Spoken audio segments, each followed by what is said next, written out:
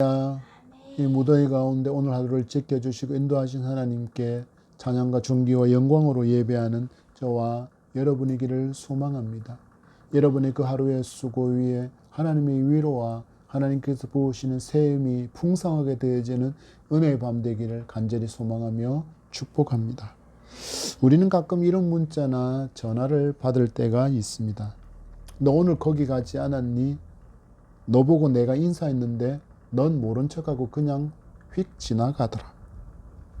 여러분, 우리가 경험해봐서 알지만 그때 그 장소에서 나는 다른 데 정신이 팔려있던 터라 그 지인이 스쳐 지나가는 것을 전혀 깨닫지 못했던 때가 우리의 삶 가운데 생각보다 많이 일어납니다. 한 유튜버가 있습니다. 해외를 오토바이로 여행하는 유튜버였는데 2년간의 그 여정을 모두 마치고 오토바이를 한국으로 보내기 위해서 예약한 업체로 내비게이션을 따라서 부지런히 쫓아갔지만 그 업체를 좀처럼 찾아내지를 못했습니다. 결국 오토바이를 세워놓고 한참을 걸어 다닌 후에야 오토바이 속도로 인해 제대로 보지 못한 채 그 업체를 지나갔다라는 것을 깨닫는 장면도 볼 수 있었습니다. 여러분, 두 경우 모두 다 우리의 삶에서 제법 많이 마주하는 상황입니다. 여러분, 우리의 신앙은 어떨까요? 우리의 신앙에도 이런 경우가 많이 있습니다. 그때 그 순간에는 전혀 발견하지 못했던 하나님을 어느 순간에 깨닫게 되는 것입니다. 이런 은혜의 순간을 우리가 깨닫게 되어질 때 우리는 고백합니다. 에베네셀, 그리고 여호와 이레, 하나님께서 여기까지 도우셨습니다. 하나님의 예비하심입니다. 라고 신앙을 고백합니다. 여러분, 다윗 왕을 보십시오. 다윗 왕 역시 왕의 권세와 그 왕궁의 화려함이라는 속도에 가려져서 하나님을 온전히 한동안 바라보지 못한 채 살아가고 있었습니다. 그러나 그의 아들 반역으로 인해서 그가 왕관을 벗고 맨발로 감람산 비탈길을 오를 때 그 기막힌 고난 속에서 비로소 그가 믿음의 눈을 떠서 자신을 마주보고 계신 하나님을 발견하게 되었습니다. 여러분, 우리가 믿음의 눈을 뜰 때 비로소 하나님을 볼 수 있다라는 이 진리를 분명히 붙들고 이 밤 이 하나님을 만나는 기쁨의 예배 가운데 풍성하시기를 간절히 소망하며 다시 한번 축복합니다. 여러분, 다윗 그가 누구입니까? 이새의 막내 아들입니다. 그래서 목동으로 살았던 그가 어느 날 하나님의 택하심을 받아 기름 부음을 받았고 선민 이스라엘의 왕이 되었습니다. 가는 길마다 하나님의 동행하심이 있었습니다. 전쟁마다 하나님께서 도우심으로 말미암아 늘 승리하는 만왕의 왕이신 하나님을 경험하며 살았습니다. 그랬는데 이랬던 그가 왕의 자리에 매몰되어서는 밧세바를 범하는 추악한 그 성범죄로 인해서 무려 10년이 넘는 시간 동안이나 하나님의 징계를 마주해야 했습니다. 이제는 아들의 칼날을 피해 도망길을 가는 다윗. 인생의 여정이 그 길 가운데 주마등처럼 스쳐 지나지는 않았을까요? 탄식했을 수도 있을 것 같습니다. 내가 어쩌다가 여기까지 왔는가? 내가 어쩌다가 여기까지 왔는가? 그 깊은 탄식과 회환이 그를 덮쳤을지도 모르겠습니다. 여러분, 그러나 우리는 기억합니다. 이 위대한 믿음의 사람 다윗의 참모습은 이 순간에 드러나고 있다라는 것입니다. 다윗은 이 참담한 피난길에서 단지 추억과 후회 그리고 회한에 빠져서 허덕이고 주저앉지 않습니다. 그는 이 시련을 통해서 여호와 신앙을 회복하는 거룩한 기회로 삼고 있는 놀라운 은혜를 경험하고 있음을 보게 됩니다. 여러분, 이 은혜의 길을 누가 열어주셨습니까? 하나님께서 다윗에게 허락하심으로 말미암아 믿음의 사람 다윗으로 회복하는 은혜를 누리고 있는 것을 우리는 말씀을 통해서 보게 됩니다. 이를 통해서 우리가 얻게 되는 진리 하나가 무엇입니까? 광야는 결코 망하는 자리가 아니라 다윗이 일어서는 회복의 자리가 되고 있음을 여러분 믿음의 눈으로 볼 수 있는 은혜가 함께하기를 소망합니다. 우리 23절 말씀 받겠습니다. 온 땅 사람이 큰 소리로 울며 모든 백성이 앞서 건너가매 왕도 기드론 시내를 건너간 모든 백성이 광야길로 향하니라. 아멘. 삶에서 마주한 눈물과 광야는 회복으로 이끄는 하나님의 초청이라는 것을 여러분 믿음의 눈으로 볼 수 있기를 바랍니다. 권력의 최정점에 있었던 다윗입니다. 풍요와 화려함의 최절정의 순간을 누리고 있던 그 다윗이 한순간에 가장 낮은 곳 광야로 쫓겨가고 있습니다. 여러분, 그런데 다윗의 삶을 가만히 들여다 보십시오. 어느 순간 그에게서 사울의 모습이 나타나고 있습니다. 여러분, 너무 무섭지 않습니까? 다윗인데 그 다윗에게서 사울의 모습이 나타나고 있습니다. 사울은 전쟁터에 나가지 않고 석류나무 아래에 앉아있던 모습이 사무엘상의 말씀에 기록되어져 있었는데, 다윗은 전쟁터에 나가지 않고 왕궁 지붕을 거닐고 낮잠을 즐기고 있었습니다. 그리고 다윗은 암몬의 칼을 빌려서 충신 우리아를 죽이지 않습니까? 그런데 그 이전에 사울이 어떤 일을 했습니까? 블레셋의 칼을 빌어서 자신을 죽이려고 했던 사울이었습니다. 이 사울의 모습을 지금 다윗이 어쩜 이렇게나 닮아 있는지요. 사울은 또한 자신의 가정과 국가의 질서를 제대로 세우지 못하는 통제력을 상실한 모습을 보여주었는데, 다윗 역시 마찬가지로 바세바 사건 이후에 가정과 국가 질서를 통제하는 통제력을 잃어버린 모습을 보게 됩니다. 여러분, 사울의 모습이 다윗에게 오버랩되어서 그대로 재현되고 있는 것처럼 보입니다. 그런데 차이는 하나 있습니다. 어떤 차이가 있을까요? 하나님께서 다윗을 너무나도 사랑하신다라는 것입니다.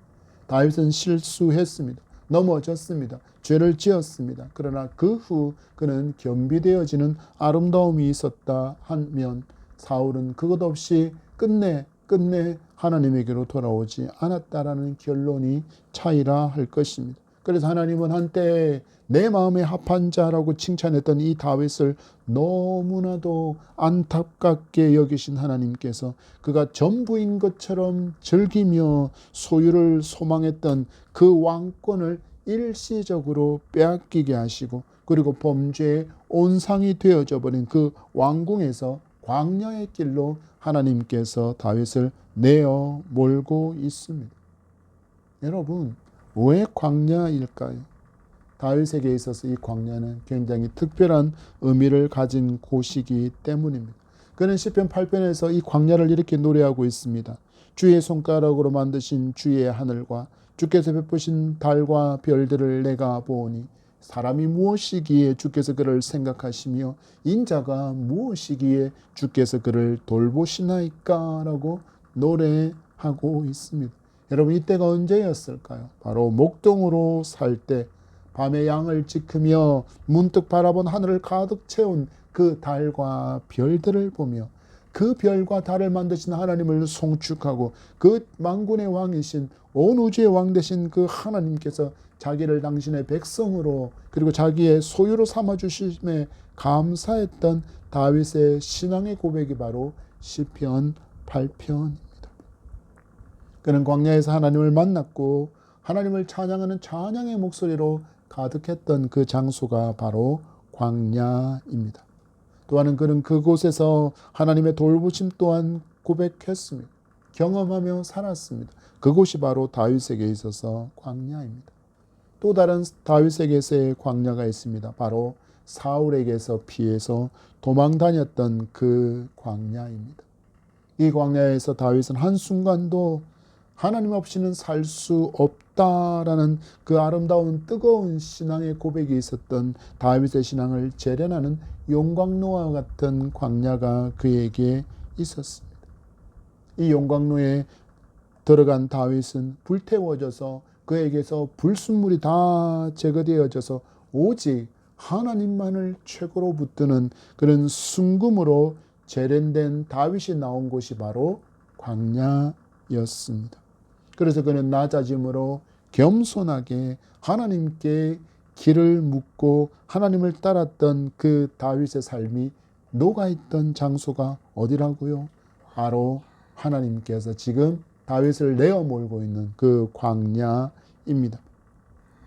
왕궁의 화려함과 그곳에서 주는 안락함과 또한 권력을 휘두르는 맛에 빠졌던 다윗이 다시 광야로 나왔습니다. 여러분, 누가 불러내셨습니까? 하나님께서 불러내셨습니다. 하나님께서 다윗을 다시 재련하시려고, 겸손의 신앙을 회복해 하시려고 그를 광야로 불러내셨습니다. 여러분, 우리가 살아가면서 눈물의 골짜기를 지날 때가 얼마나 많습니까? 정말 마주하기 싫은데 우리의 인생 가운데는 고난과 실패와 역경과 슬픔의 때가, 슬픔이라는 이름의 광야를 마주할 때가 또 왜 그렇게 많습니까? 그때면 여러분, 우리의 마음이 평온합니까? 아니요. 정말 힘겹습니다. 눈물도 납니다. 고통스럽기도 합니다. 그리고 원망도 터져 나옵니다. 여러분, 그런데 믿음의 사람은 여기서 멈추면은 신앙이 제대로 형성되지 못한 상태입니다. 그럼 우리는 어디로 나아가야 합니까? 우리가 이곳에서만 있다면 너무 힘겨운데, 너무 눈물 나는데, 너무 고통스러운데, 너무 하나님 나를 외면하시나, 하나님께서 나를 잊어버리셨나라는 원망이 나온다면 여러분, 우리의 신앙은 아직까지 미성숙한 상태입니다. 왜냐하면 이렇게 고백만 한다면, 이렇게 불평과 원망만을 말한다면 우리는 하나님을 그곳에서 발견할 수 없기 때문입니다. 우리는 광야를 마주할 때 질문해야 합니다. 왜 하나님께서 나에게 이 광야를 허락하셨는지, 왜 하나님께서 지금 나에게 이 눈물의 골짜기를 지나가게 하시고 계신지, 하나님의 그 뜻이 무엇인지를 묻는 기도의 자리로 나아가는 성숙이 있어야 우리는 하나님을 그 광야에서 만날 수 있음을 아셔야 합니다. 여러분, 그 자리가 바로 하나님께서 예비하시고 하나님의 음성을 들을 수 있고 하나님을 만날 수 있는, 그래서 하나님의 계획을 깨달아 알 수 있는 은혜의 자리이기 때문입니다. 여러분, 지금 어떤 광야를 마주하고 있습니까? 여러분, 다윗은 광야를 마주할 때 비로소 잃어버린 가장 소중한 것을 회복하게 되었습니다. 바로 자기에게 기름을 부어 선민 이스라엘의 왕으로 삼으신 여호와는 나의 하나님이시라는 올곧은 신앙 고백이 회복되었습니다. 하나님의 통치와 하나님의 주권을 인정하는 겸손의 자리로 내려가는 다윗을 우리는 말씀으로 마주하게 됩니다. 여러분, 다윗의 삶을 하나님께서 이렇게 이끌어 가신다면 하나님께서 우리에게 눈물 골짜기와 광야를 허락하시면서 기대하시는 바도 같다라고 할 것입니다. 여러분, 나는 가장 소중한 분을 잊고 살고 있지는 않습니까? 내가 잃어버린 가장 소중한 하나님을 회복하고 겸손하게 낮아지는 그 자리로 회복되기를 원하시는 그 하나님의 사랑을 오늘 다윗을 통해서 볼 수 있기를 소망합니다. 그리고 이 음성이, 이 광야로 이끄시는 하나님의 손이 지금 나를 당신께서 만나주시기를 원하셔서 초대하는 음성이며 손길이라는 사실들을 기억하여 이 초대에 기꺼이 응하고 광야에서 나를 기다리는 하나님을 만나는 기쁨의 풍성함을 누릴 수 있는 저와 여러분이기를 소망합니다. 우리 24절의 말씀 받습니다.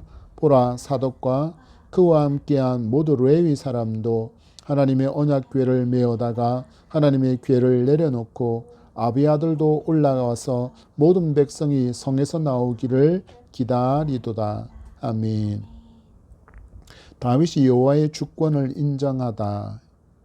다윗은 지금 이 말씀대로 이어지는 말씀을 통해서 여호와의 주권을 인정하는 신앙 고백으로 회복하는 모습을 보게 됩니다. 다윗이 도망길에 올라왔다는 소식을 제사장 사독이 듣게 되었습니다. 그리고 레위 사람들과 함께 언약궤를 메고 나와서 내려놓는 장면입니다. 거기에 대해서 다른 제사장인 아비아들도 함께 다윗과 백성이 함께 그를 기다리고 있는 모습도 보게 됩니다. 여러분, 왜 언약궤를 메고 나왔을까요? 왜 지성소 가운데 그렇게 안치되어져 있었던 그 언약궤를 메고 나왔을까요? 여러분, 언약궤는 이스라엘 백성들에게 있어서 하나님의 임재의 상징물이었습니다. 그래서 언약궤가 있으면 다윗의 피난길이 안전을 보장받을 수 있을 것이다 라고 여겨서 지금 언약궤를 메고 나왔다라 할 것입니다. 여러분, 근데 우리는 성경을 통해서 하나님을 신뢰하지 않고 언약궤만을 의지할 때 전쟁에 피해서 언약궤를 우상의 나라에 빼앗긴 일이 있었음을 사울의 시대에 우리는 경험했습니다.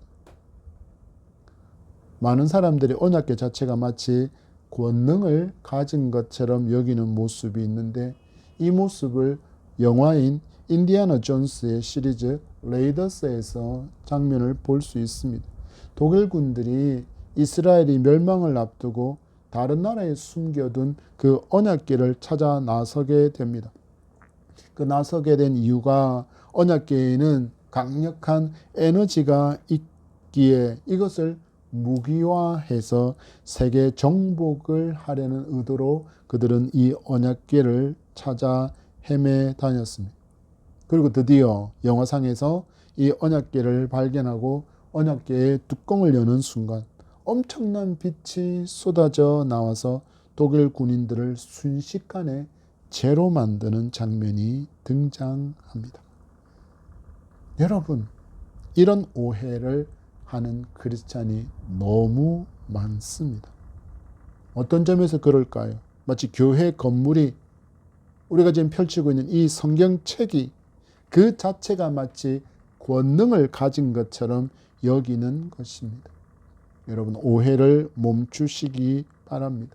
권능은 건물이 아니라 활자로 찌그러진 이 성경책이 아니라 오직 여호와께 있음을 여러분 분명히 인정하고 아시고 믿기 바랍니다.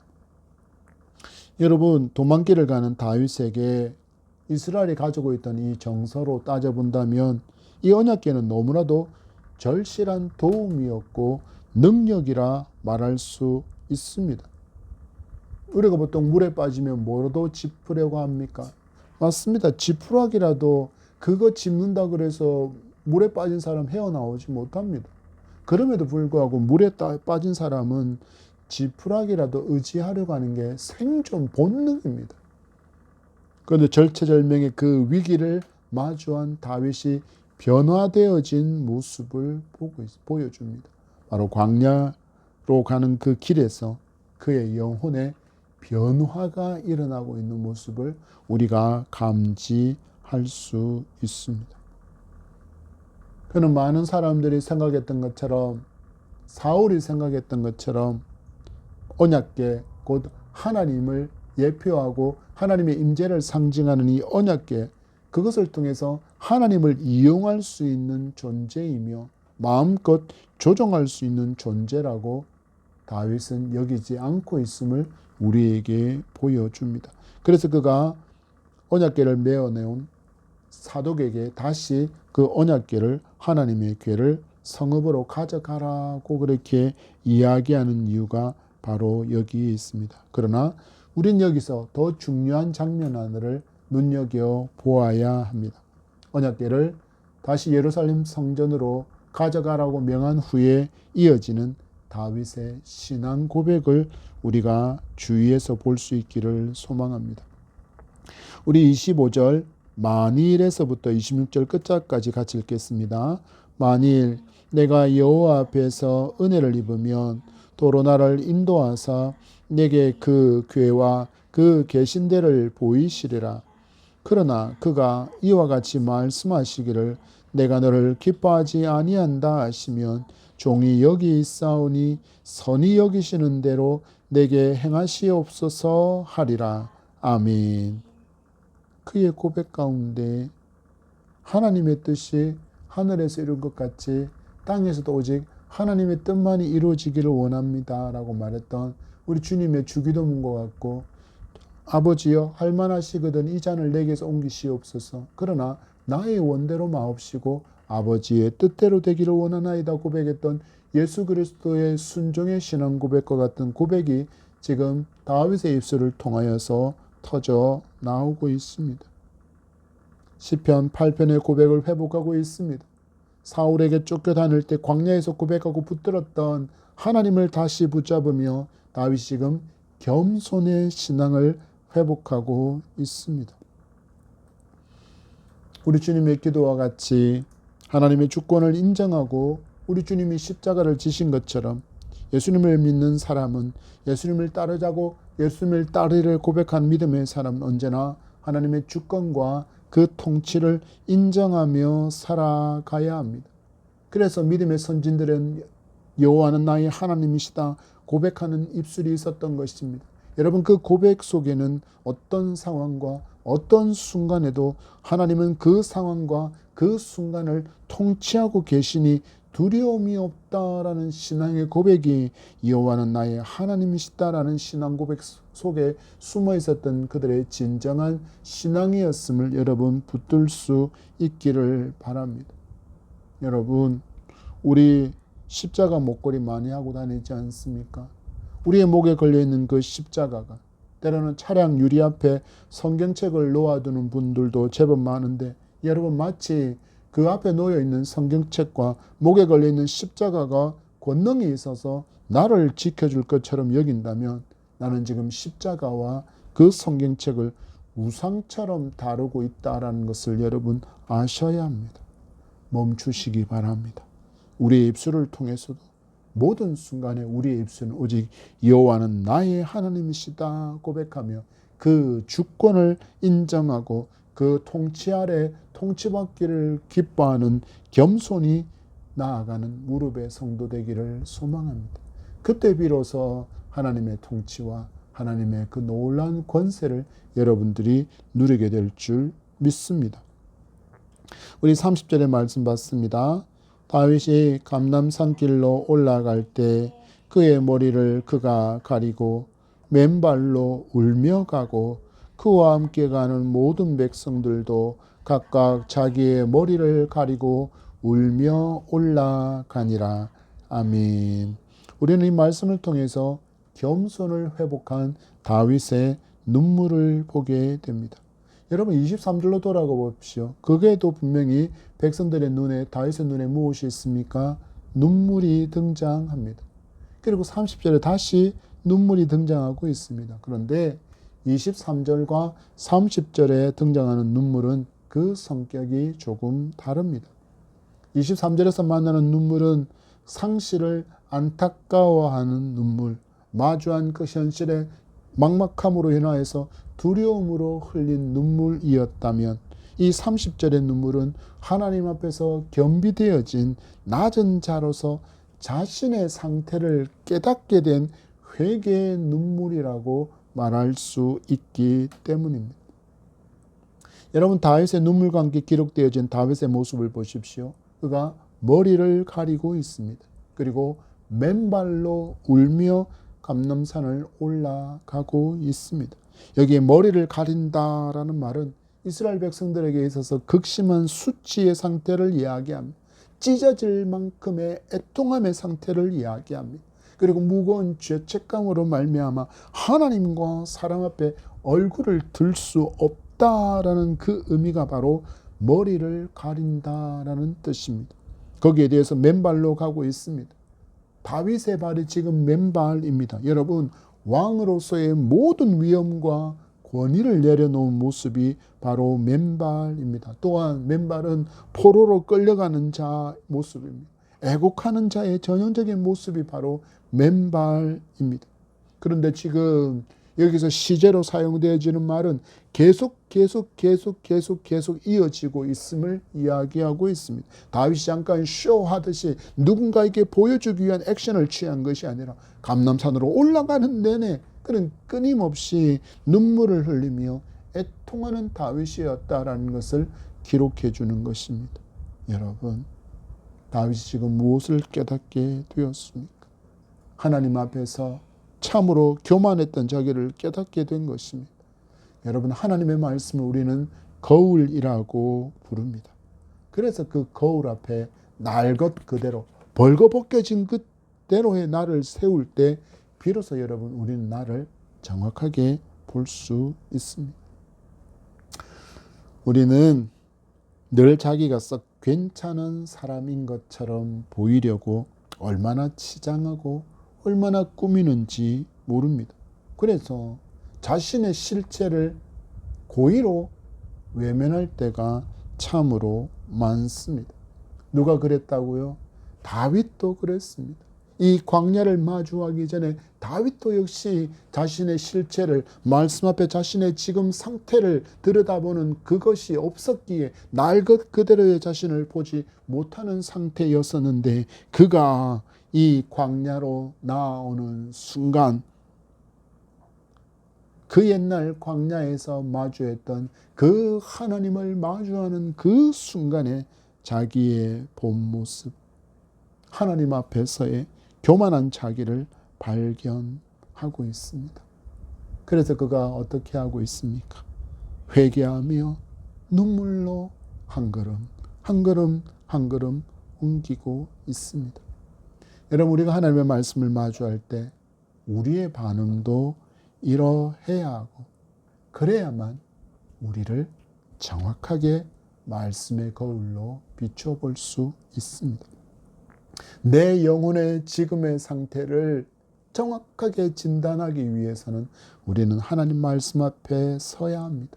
그래서 히브리서 기자는 이렇게 말씀의 힘을 이야기합니다. 4장 11절 말씀에 하나님의 말씀은 살아있고 활력이 있어 좌우의 날선 어떤 검보다도 예리하여 혼과 영과 및 관절과 골수를 찔러 쪼개기까지 하며 또 마음의 생각과 뜻을 판단하나니 지으신 것이 하나도 그 앞에 나타나지 않음이 없고 우리의 결산을 받을 시의 눈앞에 만물이 벌거벗은 것 같이 드러나느니라. 아멘. 여러분, 하나님 말씀 앞에 설 때 하나님 말씀의 거울에 세상 어떤 것으로 덕지덕지 가려진 내가 아니라 하나님 말씀 앞에 날 것 그대로의 내 모습을 보였대 비로소 우리는 무엇을 회복할 수 있습니까? 다윗과 같은 회복을 경험할 수 있습니다. 그래서 성도는 이 겸손한 믿음의 삶을 위해서 매일매일 말씀 앞에 서야 하는 것입니다. 사랑하는 성도 여러분, 우리는 아담의 죄로 말미암아 인생길에서 눈물과 이 광야를 피할 길이 전혀 없습니다. 여러분, 어떤 인생이 눈물의 골짜기를 지나지 않습니까?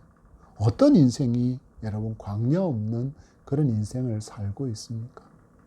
죄가 있는 세상에서 그런 인생을 살아갈 수 있는 사람은 전혀 없습니다. 그래서 우리 넘어질 수 있습니다. 그리고 또 실수할 수도 있습니다. 그러나 기억하십시오.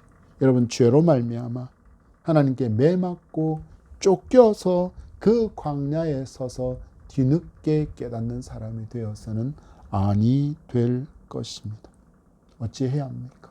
우리가 광야로 내몰리기 전에 매일 아침 하나님 말씀의 거울 앞에 나를 솔직히 세우는 훈련이 있기를 바랍니다. 그때 말씀의 검으로 나를 살펴보시기 바랍니다. 다윗처럼 머리를 가리고 맨발로 겸손히 회개하며 나아갈 때 하나님 우리를 징계의 광야가 아닌 은혜의 회복의 자리로 인도해 주시는 놀라움을 경험하게 될 줄 믿습니다. 여러분, 우리 믿음의 눈을 떠서 사랑의 하나님을 보는 은혜의 성도 되기를 간절히 소망하며 축복합니다. 말씀을 맺습니다. 여러분, 인생에서 마주하는 눈물의 골짜기, 그 광야에서 다윗은 하나님의 초청장을 볼 수 있는 믿음의 눈을 뜨게 되었습니다. 여러분, 이것이 은혜입니다. 나의 현재의 믿음의 상태를 정확하게 볼 수 있는 것이 은혜임을 알고 여러분 말씀 앞에 서기를 부지런하게 이어갈 수 있는 저와 여러분의 삶이 되기를 소망합니다. 그리고 날마다의 삶 가운데 어디에 있든지 어떤 곳에 있든지 누구 앞에 있든지 여러분 여호와의 주권을 인정하고 여호와의 통치를 기쁘게 받으며 나아갈 수 있는 저와 여러분이기를 소망합니다. 온 우주의 왕이신 그 하나님께서 다스림 그 가운데 내가 있다라는 이 믿음은 우리로 하여금 염려와 근심과 걱정과 두려움을 멀리 던져버릴 수 있는 유일한 힘이 된다라는 사실들을 기억하고 이렇게 살아갈 때 우리는 주님께서 약속하신 놀라운 평안을 누리는 삶을 살아가게 될 줄 믿습니다. 여러분, 인생에서 눈물의 골짜기와 광야를 마주하셨습니까? 여러분, 그 길을 통과하면서 우리에게 필요한 것은 겸손한 믿음의 회복입니다. 그때 여러분, 다윗을 만나주신 그 하나님의 사랑을 우리도 마주하게 될 줄 믿습니다. 여러분, 믿음의 눈을 뜰 때 비로소 보이는 하나님을 만나는 풍성한 은혜가 저와 여러분에게 넘치기를 축복합니다.